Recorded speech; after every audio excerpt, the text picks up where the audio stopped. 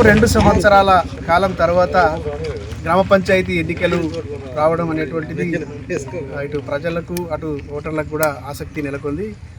అటువంటి తరుణంలో గ్రామానికి సేవ చేయాలనేటువంటి భావనతోటి ఉన్నటువంటి వాళ్ళందరికీ కూడా ఇది అవకాశంగా భావించినప్పటికీ స్థానిక సంస్థలు ఎన్నికలు ఎప్పుడు జరుగుతాయి, గ్రామ పంచాయతీ ఎన్నికలు ఎప్పుడు జరుగుతాయి అనే దాని మీద చాలాసార్లు మీమాంస ఉండడం అనేటువంటి దాంతో ఇంకా సందిగ్ధత అనేటువంటిది ఉంటే నిన్నటి వరకు కూడా నామినేషన్ ఇటు నోటిఫికేషన్ వచ్చేంత వరకు కూడా గ్రామ పంచాయతీ ఎన్నికల నోటిఫికేషన్ వచ్చేంత వరకు కూడా ప్రజల లోపల అసలు స్థానిక సంస్థ ఎన్నికలు వస్తాయా రావా అనేటువంటి సందిగ్ధత ఉండే.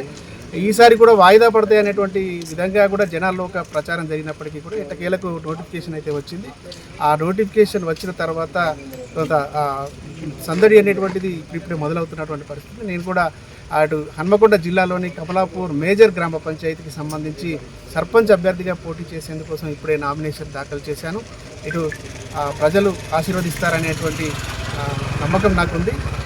ఈ ఎన్నికల్లో విజయం సాధించి ప్రజలకు సేవ చేయాలనేటువంటి భావంతో స్థానిక సంస్థల ఎన్నికల్లో ఇటు గ్రామ పంచాయతీ ఎన్నికల్లో ప్రజల ఆశీర్వాదంతో నెగ్గి ప్రజలకు సేవ చేసేటువంటి అవకాశాన్ని పొందేటువంటి అవకాశం మళ్ళీ వచ్చిందని కోరుకుంటూ ఈ ఎన్నికల్లో ప్రజలు నన్ను ఆశీర్వదిస్తారని కోరుకుంటున్నాను.